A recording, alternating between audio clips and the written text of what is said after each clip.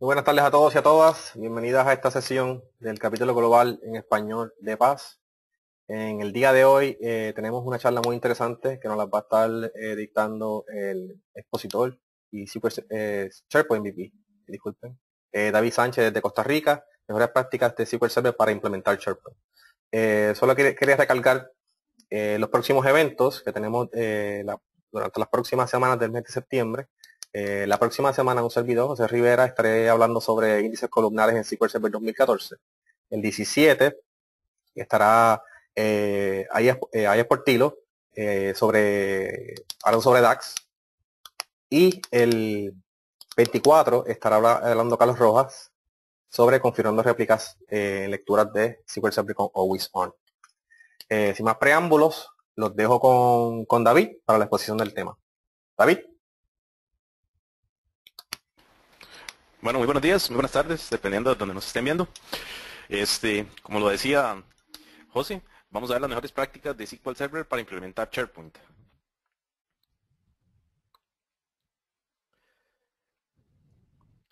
Ok, mi nombre es David Sánchez, soy de Costa Rica, San José. Pertenezco a la comunidad de Costa Rica Developers.net. Trabajo con SharePoint desde la parte de infraestructura y desarrollo.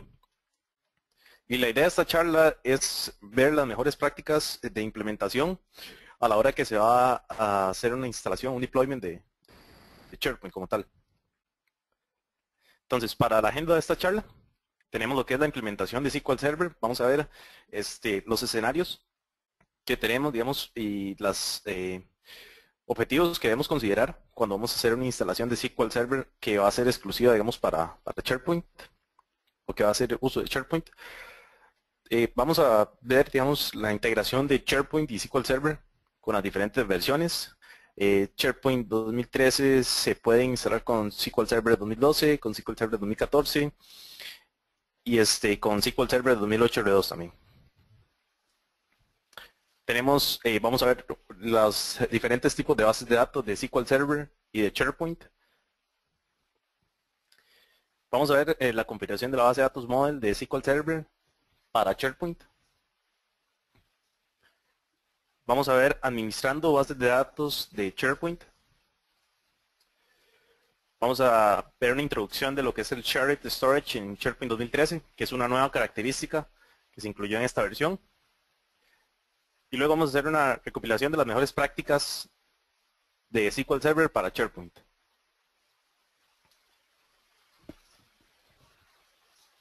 Ok, vamos a empezar con la implementación de SQL Server. Básicamente, la mejor práctica para realizar una instalación de SharePoint con SQL Server es siempre mantener una instancia de SQL Server reservada solo para SharePoint. Puede ser la instancia default o puede ser la instancia con otro nombre, por ejemplo SharePoint, pero siempre que sea reservada solamente para SharePoint. Al lado derecho del slide tengo lo que es la arquitectura lógica de SharePoint, que vamos a estar utilizando a lo largo de la charla. Entonces, en SharePoint tenemos un Web Application. Este Web Application reside dentro del IIS. Este Web Application tiene que tener mínimo una base de datos. En este Web Application tenemos un Top Level Site, o más conocido como un Site Collection. Y en el mismo Site Collection tenemos subsitios. Entonces, cuando les abre de Site Collection, me refiero al Top Level Site, es decir, el sitio principal. Los sitios son los subsitios que residen en ese sitio y luego el Web Application es lo que reside en el AES como tal. Okay.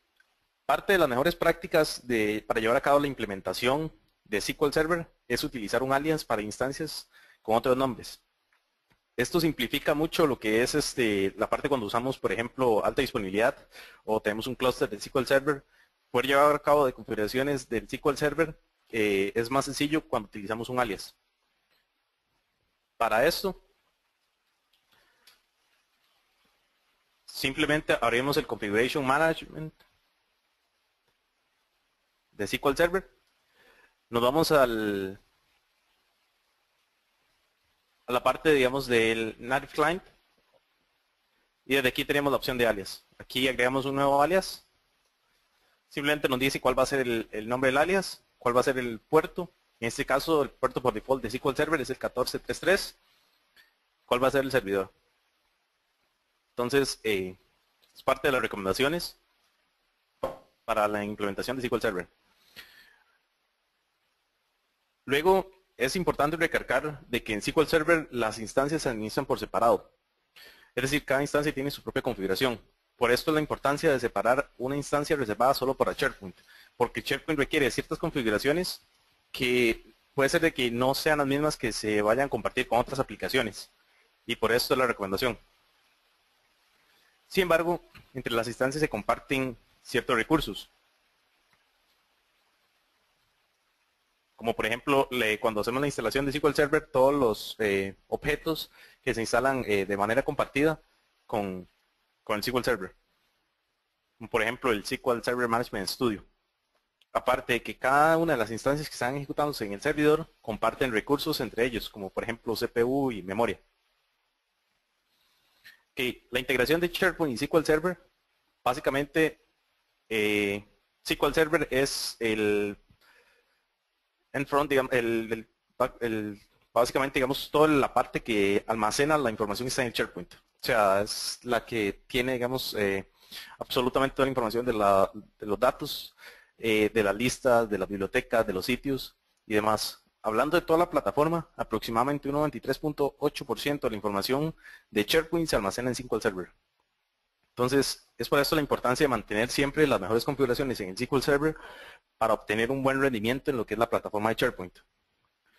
Tenemos que la configuración de la granja como tal de SharePoint se almacena en SQL Server.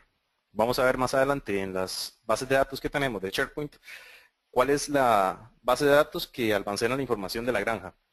Básicamente la información de la granja es la cantidad de servidores que tenemos, cuál es la versión que tenemos, cuáles son, digamos, las actualizaciones que hemos aplicado a la plataforma. También diferentes configuraciones de la granja, por ejemplo, los servicios, cuáles son los servidores que tenemos y demás.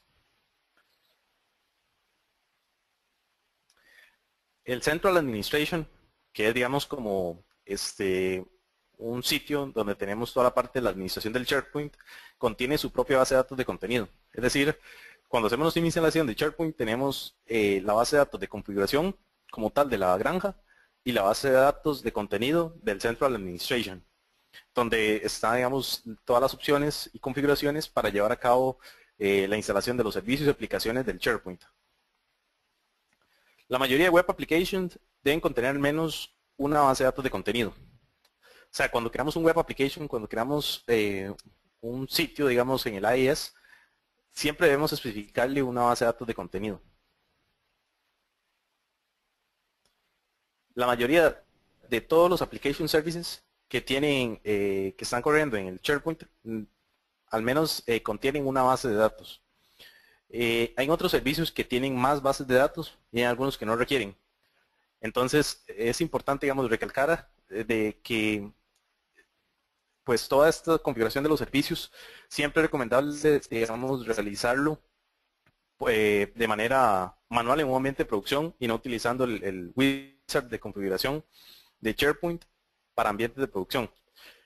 Esto debido a que normalmente, digamos, cuando nosotros hacemos una instalación manual, un deployment manual, podemos explicar el nombre de la base de datos del servicio. Cuando ponemos un wizard de configuración, básicamente el wizard asigna un nombre corto, digamos, no muy descriptivo tal vez, con un GUID. Entonces, muchas veces es como complicado identificar qué base de datos pertenece a cada servicio.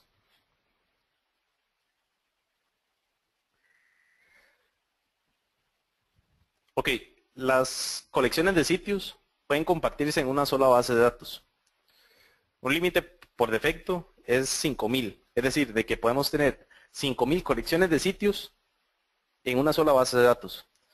Y esto es muy importante, digamos, recalcar de que básicamente ahí vamos a tener que hacer una medición de cuántos son el espacio que vamos a tener para cada colección de sitio. Entonces, esto lo vamos a ver más adelante, pero sí es importante mantenerlo por acá. Ok, luego tenemos los tipos de base de datos. Básicamente tenemos que en SQL Server tenemos un system, Tenemos las bases de datos del sistema, digamos, que son las master, que es la configuración del SQL Server, así como el SharePoint tiene un Farm Configuration Database, el SQL Server también mantiene uno para toda la configuración del SQL Server. Tenemos uno de automatización, tenemos un TempDB para temporario, digamos, y tenemos un model. El model básicamente es una plantilla, un template para las nuevas bases de datos que se van a crear. Y luego tenemos las bases de datos de usuario. Básicamente acá, digamos, una de las configuraciones que podemos realizar en el model es ajustando la plantilla para que todas las nuevas bases de datos que vayamos a crear puedan hacer uso de la plantilla que nosotros definimos a través del model. Por la parte del SharePoint tenemos un Farm Configuration, que era la que les menciono, la base de datos de la granja de configuración. Tenemos las bases de datos de contenido, que es básicamente las colecciones de sitio, donde tenemos toda la parte de documentos, listas, información del sitio y demás. Tenemos las bases de datos de las aplicaciones, de los servicios. Entonces, un servicio de SharePoint, por ejemplo, es el Excel Services, o el PowerPoint, o el Access Services, o los servicios de conectividad de negocios, por ejemplo, para conectarnos a otras aplicaciones. Cada uno de estos servicios de aplicación tienen, digamos, una base de datos para mantener la información. Entonces, en total, cuando activamos los servicios y cuando creamos nuestra base de datos de contenido, vamos a ver que podemos tener un aproximado de 20 bases de datos o más, de tal vez de 20 a 23 bases de datos para una instalación, digamos, completa de SharePoint Server. Entonces, bueno, por acá tengo el SQL Server Management Studio, es el que les estoy compartiendo por acá, donde aquí tengo, bueno, las bases de datos del sistema, son las 4 que les menciono, y las bases de datos de usuario. En este caso es un ambiente de desarrollo. Tengo bases de datos de ejemplo, por ejemplo, el AdventureWorks Data Warehouse, y tengo las bases de datos de servicio. Entonces, bueno, como les mencionaba, tengo, por ejemplo, la base de datos de servicio de Business Connectivity Services, que son los servicios de conectividad. Esta base de datos yo la creé manual, o sea, yo creé el servicio y yo especifiqué este nombre. Pero también creé algunos servicios de ejemplo para mostrarles, digamos, con el wizard y vean, digamos, el nombre que me queda por acá. Estos son, digamos, el servicio de búsqueda. Vean de que, digamos, el nombre no es como muy específico y básicamente se asigna un GUID para cada base de datos. Entonces, en un ambiente de desarrollo no hay problema con tener las bases de datos, sí, pero en un ambiente de producción sí vamos a querer, digamos, mantener nombres más simples para cada base de datos. Ok, bueno, como les mencionaba, tenemos también una base de datos de contenido, que en este caso tengo dos, uno WSS Content y otro WSS My Site Content.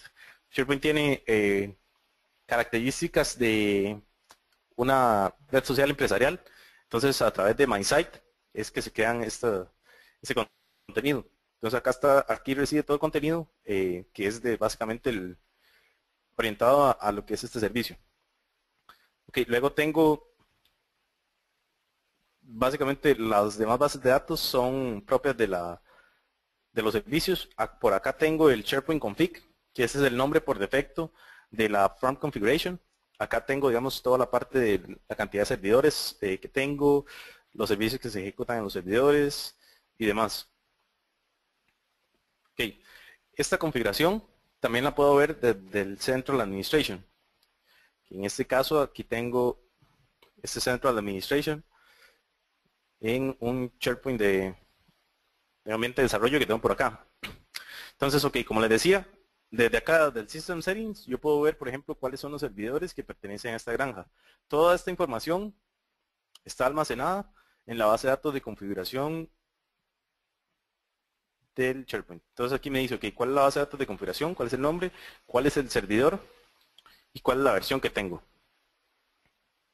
Entonces igual aquí me dice, ok, ¿cuáles son los productos instalados en este servidor? En este caso, como les digo, es un ambiente de desarrollo, cuento con un único servidor. Aquí me dice, ok, este servidor es el que contiene la base de datos y este es el que contiene todos los servicios que tengo por acá. Para ver los servicios que yo tengo, me voy otra vez de nuevo a la página de inicio, que es el Central Administration. Y desde aquí puedo ver, ok, los servicios que se están ejecutando en este servidor cuáles están encendidos, cuáles están detenidos. Y para ver la configuración de cada uno de esos servicios, puedo irme al Application Management. Y desde aquí ver los Service Application.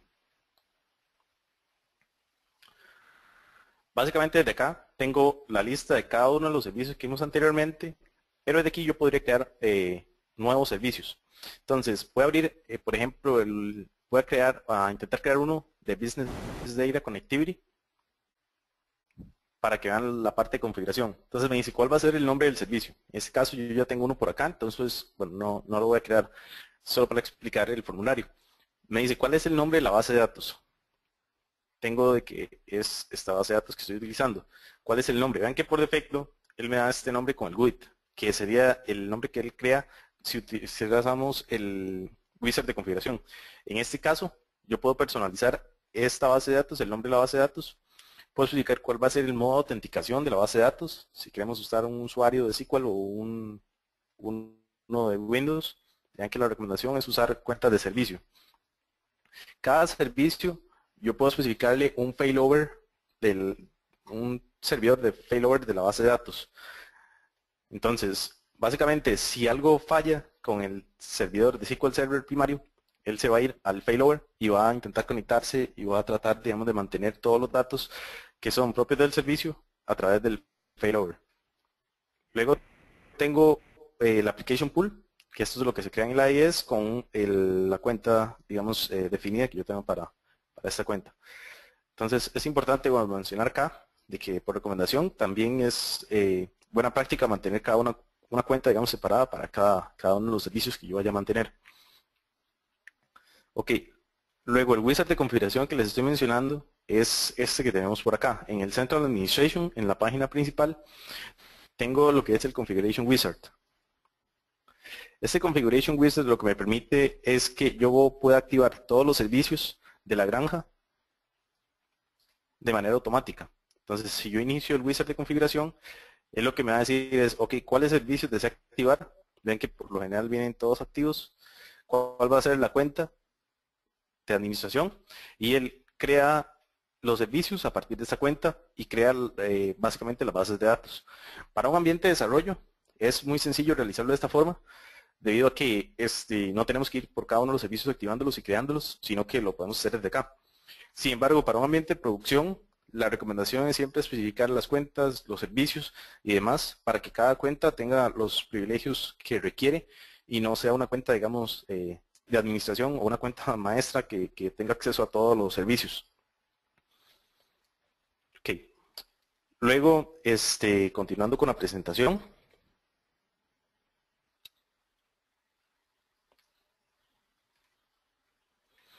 Tenemos la configuración de la base de datos model. Básicamente acá lo que tenemos como mejor práctica es incrementar el initial size de la base de datos. Si nos vamos acá, vamos a ver de que, por ejemplo, cuando yo creo una nueva base de datos, lo que él me dice es que el initial size está en 3 megas para lo que es el archivo de datos y para lo que es el log está en 1 mega. Básicamente acá tenemos igual de que el autoincremental sea por 1 mega y de que el log sea por 10%. Eso quiere decir que si yo tengo una base de datos de contenido en el SharePoint y voy a crear un nuevo archivo que pese, por ejemplo, 10 megas, él va a iniciar, digamos, la base de datos con 3 megas, va a almacenarlo y luego tiene que hacer 7 veces a la autoincrementación para poder almacenar el archivo.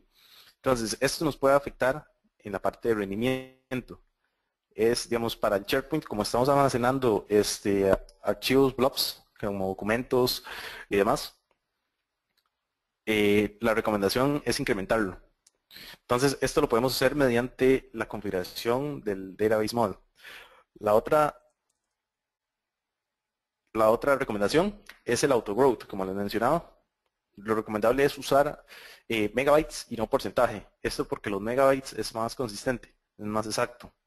Entonces, para realizar esta configuración, nos vamos al SQL Server Management Studio. especificamos a la base de datos modelo, que está por acá en el sistema. Vamos a propiedades. Tengo por acá.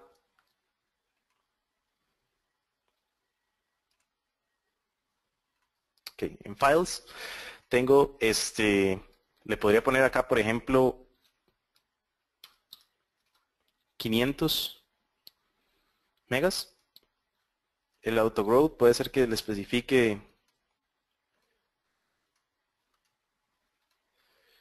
el log, lo puedo tener de 125, por ejemplo. Vamos a quitar esto.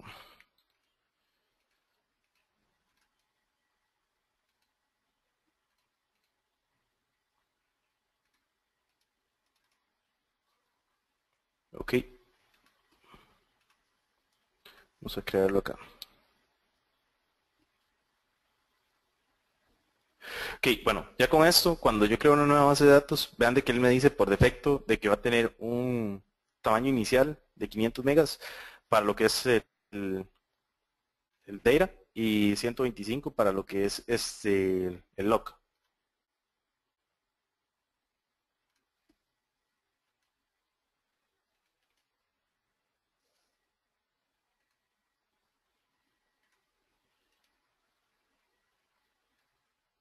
Con respecto al autogrowth, vamos a especificarle que sea en megas también. Vamos a ponerle acá que sea, le podemos poner de que el autoincremental sea en 250, para que él no tenga que estar agregando, digamos, cuando yo le subo archivos, de que esté particionando, digamos, o sea, tenga que hacer este paso simultáneas veces, sino que simplemente, bueno, lo haga unas 2 veces y listo. Ok, la parte, digamos, incremental del archivo log, igual se recomienda pasar a megas para que sea más consistente y le podemos poner igual que sean de 25 megas, por ejemplo. De esta forma, cada vez que creamos una base de datos, él va a tomar esta configuración. Entonces, nueva base de datos y vean de que tenemos esta configuración. Acá es importante recalcar de que las bases de datos de contenido que vayamos a utilizar para las colecciones de sitio, las podemos hacer mediante, digamos, la creación de una nueva base de datos o la podemos hacer mediante el Central Administration. En el Central Administration desde acá. Desde acá yo tengo la opción de manejar bases de datos de contenido. Cuando yo agrego una nueva base de datos de contenido, él va a mantener, digamos, la configuración del initial size, pero no va a mantener la configuración del autogrowth. Entonces, esta configuración del autogrowth la podemos hacer mediante un script para las bases de datos de contenido que tenemos creadas, o las podemos crear desde acá y luego las podemos agregar básicamente al Central Administration, especificarle que agregue una base de datos ya creada.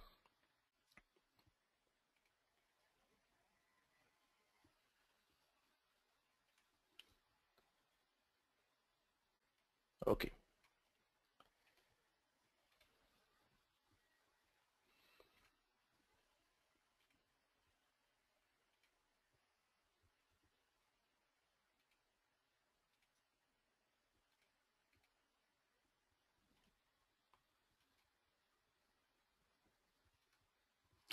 Vean que de la parte de administración de las bases de datos, bueno, aquí me dice, ok, para este web application, que era el que les comentaba MySite, usted tiene una base de datos de contenido, que fue la que les enseñé. Me voy a pasar al web application de mi aplicación principal, que es este que tengo por acá en el puerto 80, y es el que me dice es, ok, usted tiene una base de datos que se llama WSS Content, este está inicializada. Esta base de datos no es de read only y actualmente tiene 4 colecciones de sitios. Cuando yo llego a 2000 colecciones de sitios, el SharePoint me envía un warning, una notificación de que ya esta base de datos llegó a 2000. Cuando yo llego a 5000, ya no va a permitir más colecciones de sitios en esta base de datos. Entonces, bueno, esta configuración la puedo ver desde acá.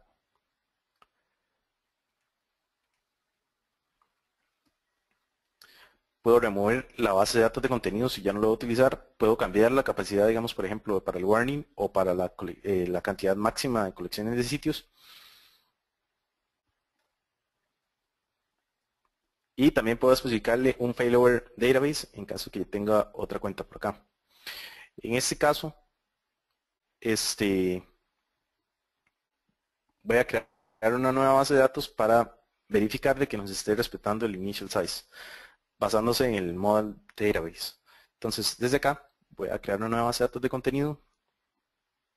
Igual para este web application, voy a especificarle que esta base de datos sea WSS prueba, que use los credenciales de autenticación de Windows, y esta solamente va a manejar una colección de sitio. Entonces,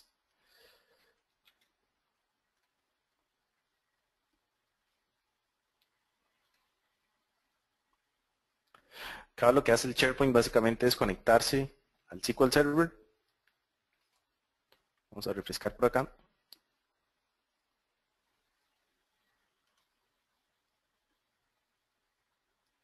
Ok, vamos a ver. Dice que va a especificarle que sean dos.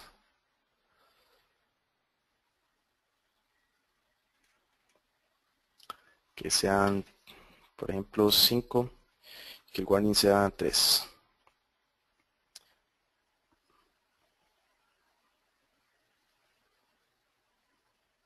Generalmente lo que uno hace es, si quiere mantener en una colección de sitios, o sea, que sea uno, que solamente una colección de sitios, exista en una base de datos, lo que uno hace es ir a la configuración y cambiarle de que el número máximo no sean 5000 sino que solamente sea uno. De esta forma, cualquier colección de sitios que se vaya a crear, él va a buscar otra base de datos para poder asignar, digamos, la colección de sitios a la base de datos. En caso que no exista, nos va a dar un error y nos va a decir de que necesitamos crear una base de datos adicional de contenido. Ok, entonces acá, vean de que ya la creó por acá, ya la tengo por acá. Igual él está creando la estructura, los store procedures y demás objetos que dependen, digamos, de esta configuración. Entonces, bueno, mientras esto lo está creando por acá, voy a continuar con la presentación. Otra configuración que debemos hacer a la base de datos modelo es básicamente el Full Recovery o el Simple Model Recovery. Esto básicamente es de que cuando la base de datos, o sea, los archivos de configuración están hospedados en el disco duro, tenemos un archivo de logs, que es el LDF, y tenemos un archivo de datos. Básicamente cuando tenemos un Full Recovery, esto lo que nos permite es de que el checkpoint, básicamente cuando ingresan datos en el archivo de log, los copia en el archivo de datos, pero los mantiene en el log.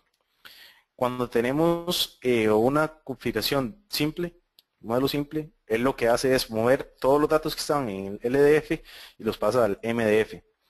Entonces, de esta forma, digamos, no podríamos hacer una recuperación desde el archivo log porque movemos los datos. El checkpoint sucede aproximadamente como cada 60 segundos, si no me equivoco. Y bueno, para hacer esta configuración, igual nos vamos a las bases de datos del sistema, la parte de model, propiedades, y aquí tengo la opción, en opciones, de el recovery model. Por default, él viene en full. Sin embargo, pueden ser algunos DBAs que prefieren mantener un modo simple y demás. Para el caso de las bases de datos de contenido de SharePoint, se recomienda de que sea full. Ok.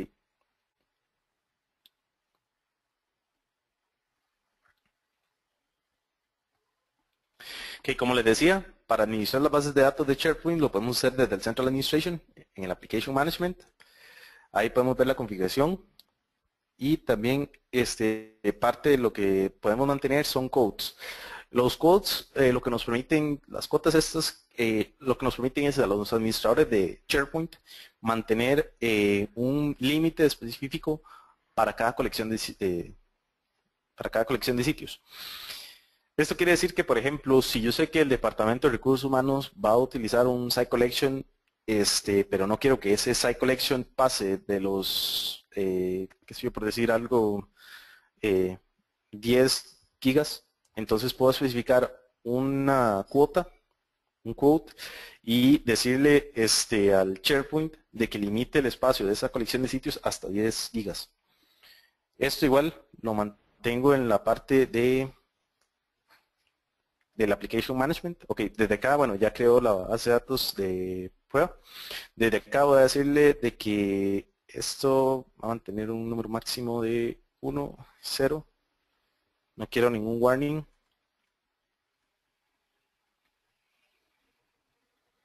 Ok, entonces, igual acá me dice no hay ninguna colección de sitios en esta base de datos. De igual forma voy a irme al WSS Content, que es la otra base de datos, y desde aquí le especifico de que el número máximo sean 4, es decir, el número que ya tiene actualmente. Desde acá entonces, cuando yo creo una nueva colección de sitios, él la va a crear en esta base de datos. Entonces voy a irme al Application Management, voy a especificar una cuota para el sitio que voy a crear y voy a hacer que se almacene en este sitio. Entonces, bueno, desde acá la parte de Site Collections, yo tengo la opción de especificar una plantilla de cuota. Okay, entonces, desde acá me dice, ok, ¿qué desea hacer? ¿Desea crear una nueva o desea editar? Las que tengo actualmente es la de Personal Site, que es la que usa MySites para lo que es la parte de los perfiles empresariales de la red social empresarial que permite SharePoint. En este caso, lo que va a decir es, vamos a hacer una nueva plantilla. Voy a especificar un límite de cuota máximo de, en este caso va a ser de 1 giga. Envíeme un warning, no quiero ningún warning. El máximo de uso por día, le podría especificar aquí cuántos van a ser, digamos, la parte de puntos, digamos, que voy a mantener por día. En este caso no lo he limitado, no hay ningún problema. Okay, aquí cuál va a ser el nombre de la plantilla. Voy a decirle que va a ser recursos humanos para el sitio que voy a crear. Voy a darle OK. Y con esto ya tengo la plantilla. Una vez creada la plantilla de la cuota, puedo proceder a realizar lo que es la parte de la colección del sitio. Okay. Vamos a dejar que almacene la cuota. Okay. Ahora vamos a la opción de crear una colección de sitios. Okay. Entonces aquí me dice cuál va a ser el nombre de la colección. Voy a poner Departamento de Recursos Humanos.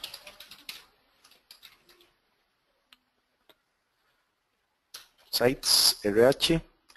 En la parte de la URL, cuando creamos un site collection, siempre es recomendable usar este tipo de nombres y no utilizar espacios como en el caso del título. Esto porque hace la URL más amigable, digamos, y no deja porcentaje 20 sustituyendo espacios. Okay, entonces voy a usar la plantilla por default, el team site. ¿Quién va a ser el administrador principal? Va a decirle que va a ser David. ¿Y cuál es la cuota de almacenamiento que va a utilizar? Entonces, en este caso, recursos humanos. Aquí me dice un detalle. Okay, y desde aquí voy a darle OK para que cree la base de datos. Importante siempre es ver de que te estemos usando el web application, digamos, que corresponde.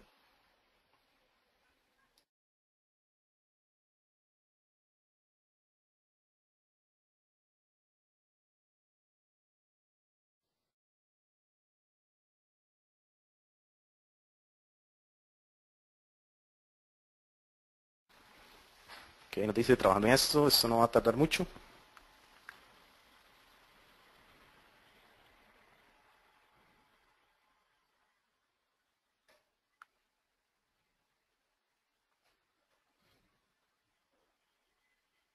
Que mientras se crea el sitio, podemos ir, por ejemplo, a la base de datos de prueba, que fue la que creamos. Vemos las propiedades, vemos el file y vemos que específicamente se creó el initial size usando de 500, 125 y como les mencionaba, como creamos la base de datos desde el SharePoint, no tenemos lo que es el auto-growth. Entonces, esto lo vamos a automatizar por medio de un script para todas las bases de datos de contenido o podemos venir acá, crear una nueva base de datos y luego especificar el SharePoint que vamos a usar esa base de datos. Entonces vamos a hacer este ejercicio mientras se crea la colección de sitio. Entonces vamos a decirle WSS content model, vamos a ponerle. Vamos a copiar este nombre. Vean de que estamos respetando, digamos, lo que habíamos especificado. Que le damos OK, creamos la base de datos y una vez eso ya podemos pasar directamente a lo que es la creación de la base de datos desde el SharePoint. Importante recalcar, siempre que hacemos como una mejor práctica, siempre que hacemos una instalación de la instancia de SharePoint, es importante usar este collection que tenemos por acá. Si ese collection no existe dentro, digamos, de la instalación, el SharePoint no va a poder crear las bases de datos o no va a poder utilizar las bases de datos que nosotros creamos porque el collection es incorrecto. Entonces, en este caso, voy a refrescar las bases de datos. Ok, aquí tengo Content Model. Ve que en este caso este collection sí está con ese, sí está específico acá. Esto se realiza desde la parte de instalación. Entonces es bien importante que cuando se realice la instalación del SQL Server, verificar siempre el collection. Ok, aquí nos dice, ok, ya este sitio se creó. Lo tenemos por acá. Si nos vamos a la parte del Application Management, vamos a ver de que en la parte de base de datos, el Site Collection se debe haber creado en la base de datos de prueba. Entonces ya tenemos de que acá ya tenemos un WSS prueba, tenemos una colección de bases de datos. Entonces, igual, cuando tenemos múltiples bases de datos de contenido, el SharePoint lo que hace es una asignación de round robin. Entonces, de todas las bases de datos va asignando, ok, esta base de datos va para acá, esta base de datos va para acá, y así sucesivamente con cada una de las bases de datos. Siempre y cuando, obviamente, no estemos pasando el número máximo de colecciones de sitio permitidas. Ok. Entonces voy a crear una nueva. Voy a decirle que utilice la que ya creamos por acá.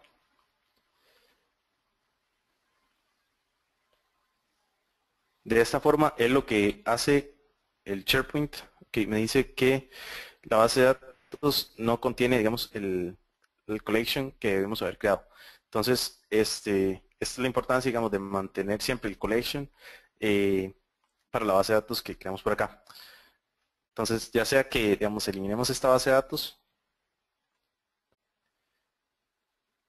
y le especifiquemos, digamos, los parámetros correctos y cambiamos el autogrowth, digamos, de manera manual o mediante un script.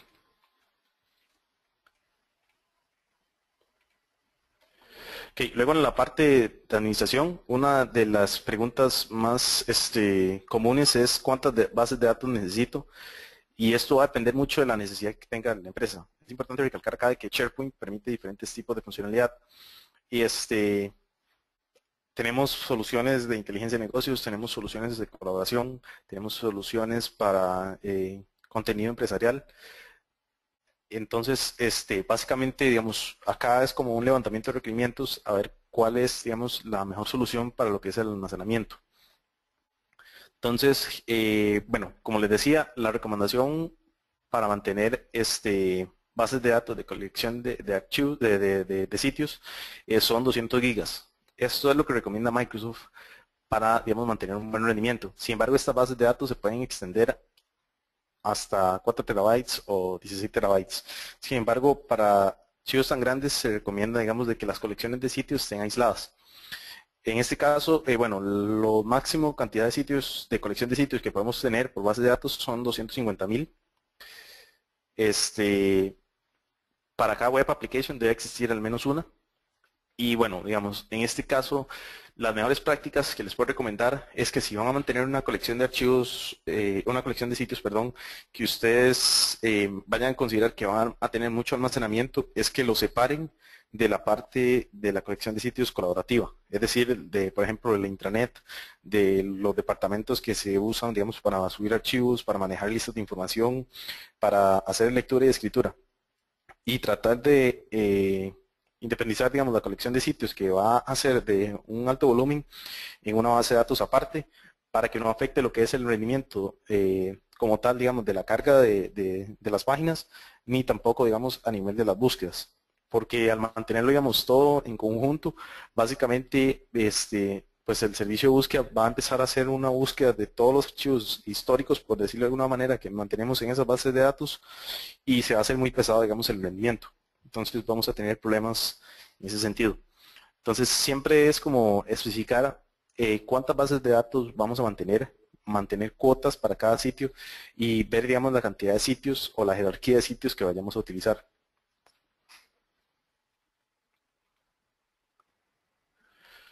Luego tenemos una introducción al Shared Storage en SharePoint 2013. Básicamente en SharePoint 2010 teníamos de que cuando se manejaba un documento, se manejaban el metadato, o sea, las propiedades relacionadas al documento en una tabla y en el otro se mantenía el archivo blob, así como estaba.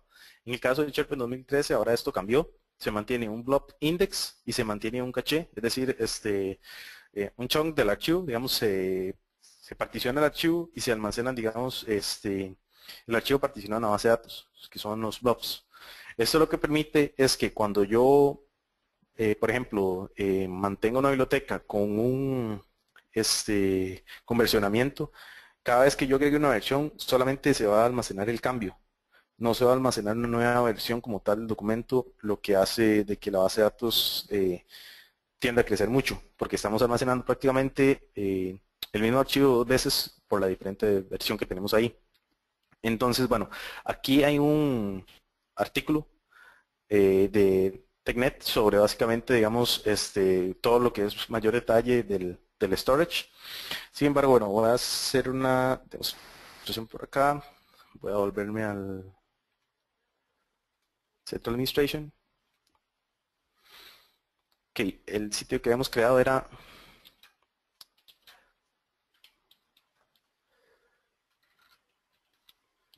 Sites RH. Vamos a abrir este sitio por acá. Por acá tenemos una biblioteca de documentos.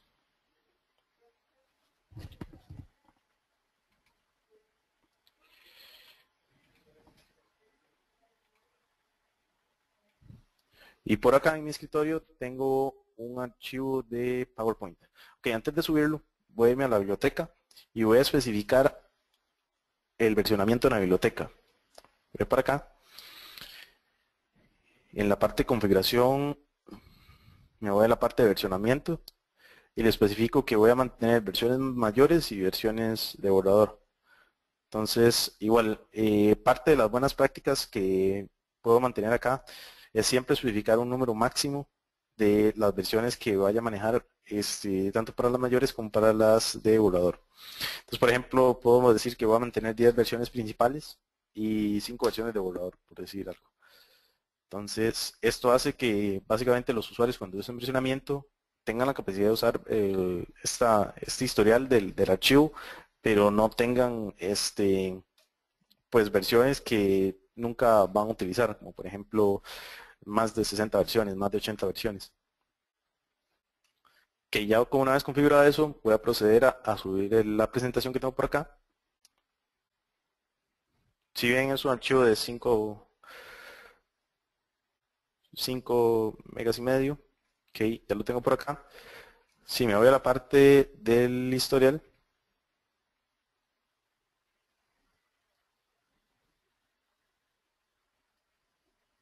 ok, ven que lo tengo por acá, la versión 0.1.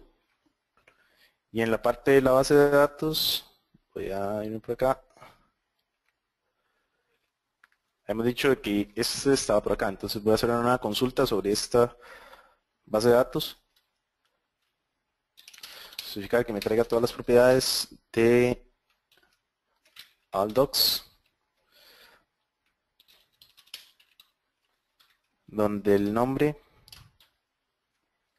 sea igual a presentación.ppt. Voy a explicar el nombre. Presentación.pptx. Ok. Que aquí me trae el archivo como tal. Entonces me dice cuál es el ID voy a especificar este ID y voy a igual a mantener una consulta.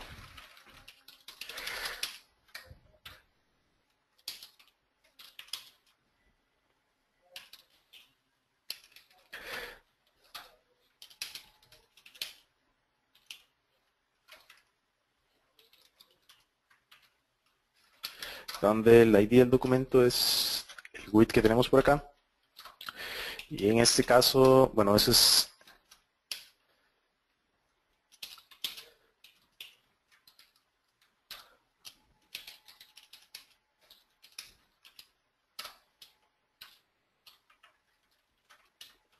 que en ese caso, continuando con la presentación, digamos, tengo por acá de que uno va a ser el index, el blob index, y el otro va a ser los blobs. Entonces por acá tengo el index, por decirlo de alguna forma, el docstreams, y el docs2streams básicamente son los archivos blob. Entonces ejecutando estos comandos tengo que por acá tengo este documento, por acá tengo los archivos blob y por acá tengo el index. Que vean de que aquí me dice, digamos, cuál es la versión que tengo por acá. Entonces, si ve, el archivo como tal está particionado. Cuando yo vaya al sitio y agrego una nueva versión, por ejemplo, si aquí me voy a Files y le doy Editar, él me abre PowerPoint, básicamente, para que yo pueda agregar una nueva versión. Entonces, vamos a esperar que cargue el archivo.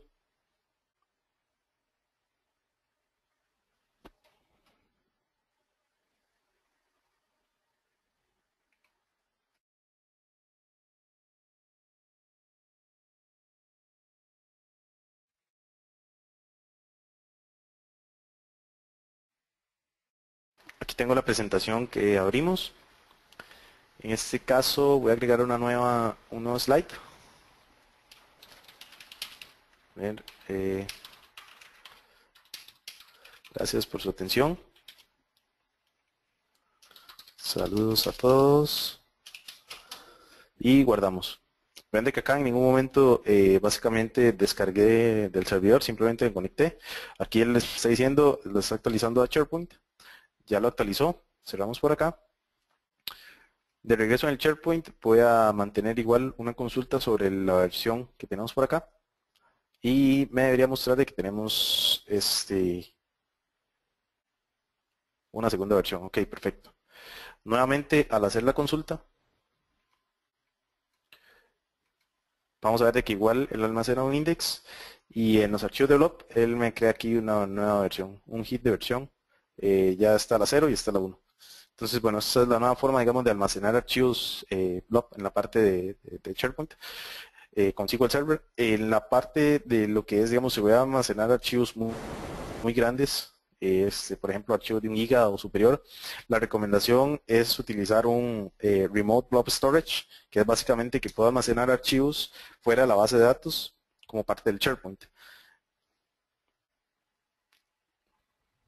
Okay, haciendo una recompilación de las mejores prácticas, entonces siempre que vamos a hacer una instalación del SQL Server, la recomendación es usar el Latin 1 General, el Collation, tener buenos recursos en el servidor, tanto RAM, CPU, buen rendimiento del I/O, de una SAN con buenos tiempos de respuesta para la carga de trabajo que vayamos a ocupar. Configurar el máximo de memoria, eso es muy importante en la parte del SQL Server. Cuando yo me vaya a las propiedades del servidor, acá del SQL Server Management Studio, yo tengo la memoria. Básicamente tengo este número, digamos por default, en el servidor que haciendo uso de memoria. Aquí es bueno especificarle un número como por ejemplo, depende de la cantidad, digamos, de RAM que tenga el servidor, pero esto es para que no compita contra los recursos ni del sistema operativo, ni digamos o sea, que no vaya a consumir más de lo que uno quiera especificar. Entonces en este caso le puedo decir, por ejemplo, como es un ambiente de desarrollo, decirle 2 gigas y ya con eso especifique un número máximo de memoria. Ok, si una colección de sitios, como les decía, va a almacenar un promedio de más de 100 gigas, es recomendable separar la base de datos exclusiva para esta colección de sitios. Importante, el límite recomendado son 200 gigas, eso es por parte de Microsoft.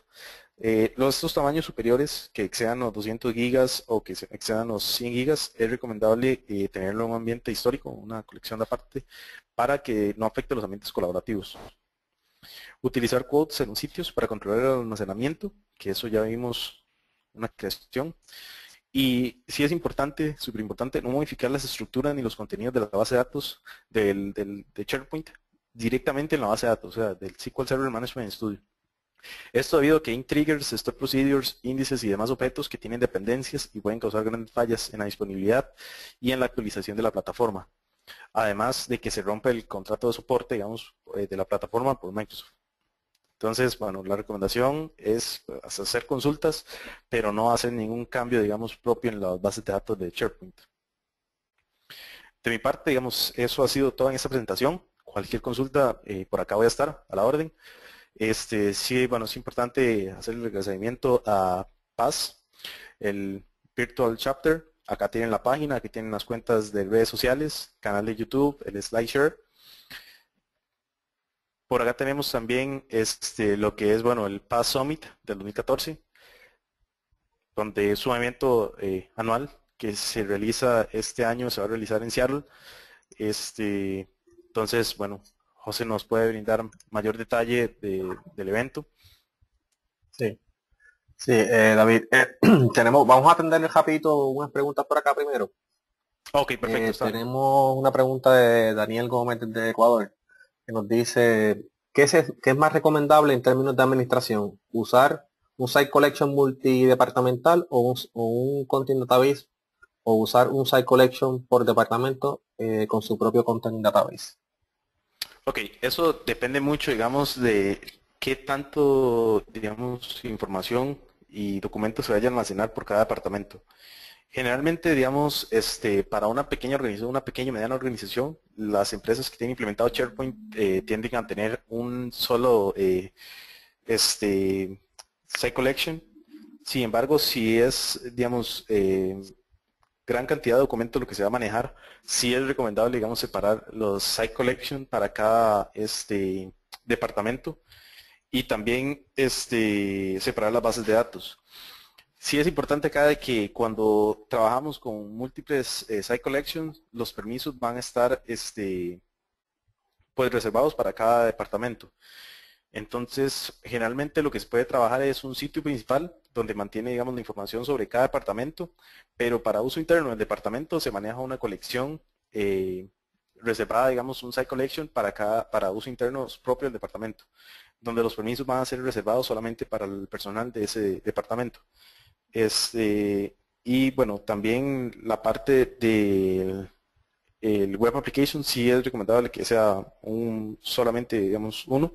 En este caso no hay ningún problema, pero que si se va a mantener gran cantidad de archivos y de información, se separen las bases de datos. Perfecto. Daniel, si quieres que David te expanda un poco más la respuesta, nos deja saber, me escribe otra pregunta.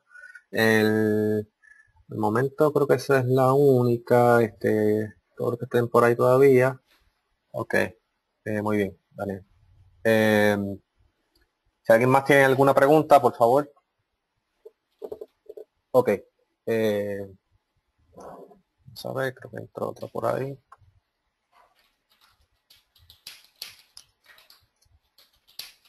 Sí. Eh, Iván, Salamanca desde Colombia nos escribe, ¿por qué el alias de servidor se debe hacer en SQL Native Client de 32 bits si lo hago en la pestaña de SQL Native Client? No funciona. No, no, eso básicamente era para mostrarles básicamente mostrarles dónde está la parte de alias. El alias, bueno, se puede crear desde el configuration management, digamos, del SQL Server. Como lo vimos ahí, no en el native client, eso fue solamente un ejemplo, fue porque ya estaba ahí, digamos, expandido la opción. Pero también se puede crear, digamos, el alias desde la parte del DNS.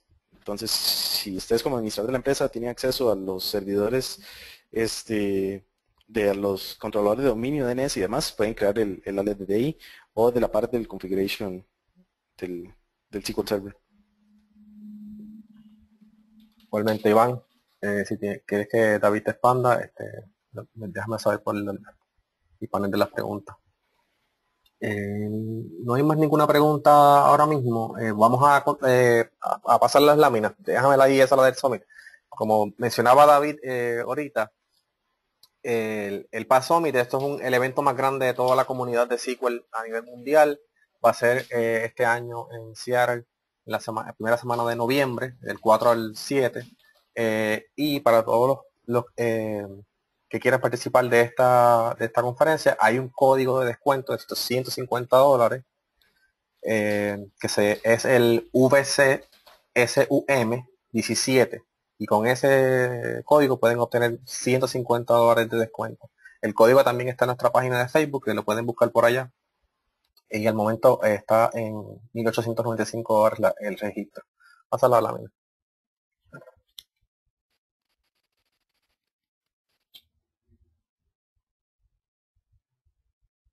David.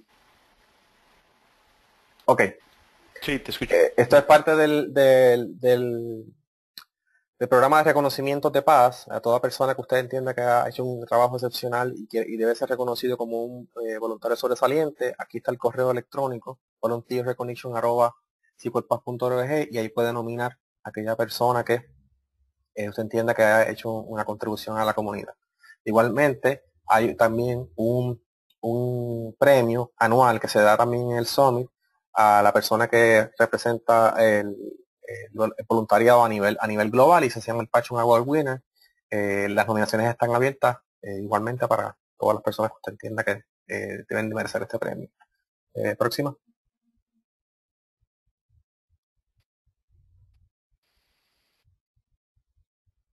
Esto ya lo mencionamos también. Ahí está el correo electrónico para el voluntariado, y esa es la información mínima que le van a pedir para nominar a las personas, y entonces eso pasa por un comité de evaluación. Próxima, David. Manténganse conectados con Paz. La membresía es totalmente gratuita. Pueden comunicar a través de todas las redes sociales, de LinkedIn, Facebook, Twitter, y a través de la página misma de Paz pueden obtener una membresía gratuita y participar de estos eventos como estamos dando en el día de hoy, o otros capítulos virtuales que existen a nivel global igualmente, de diferentes temas. Próxima.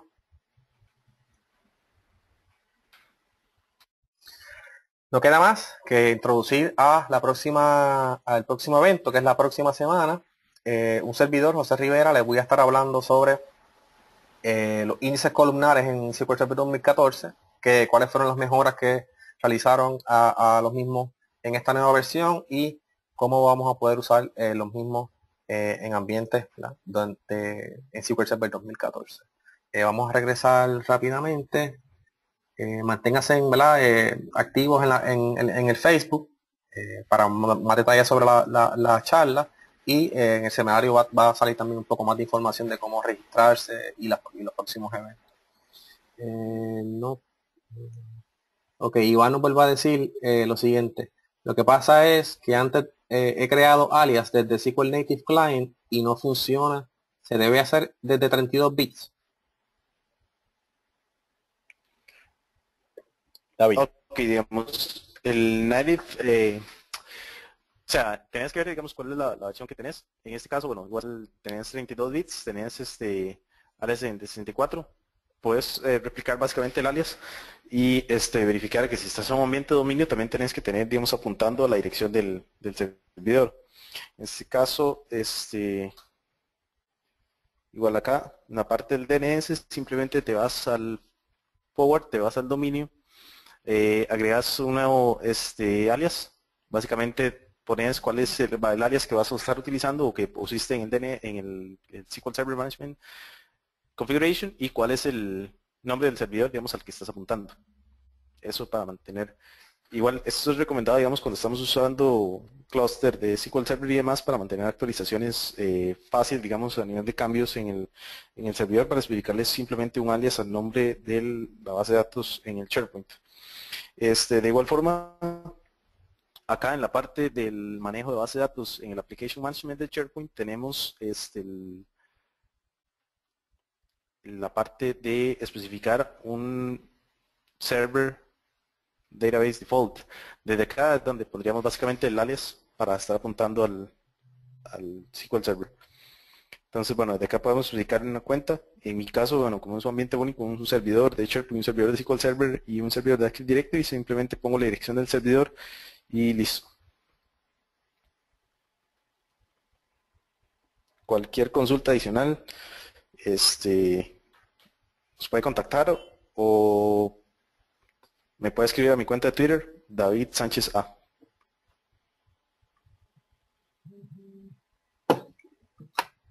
Perfecto.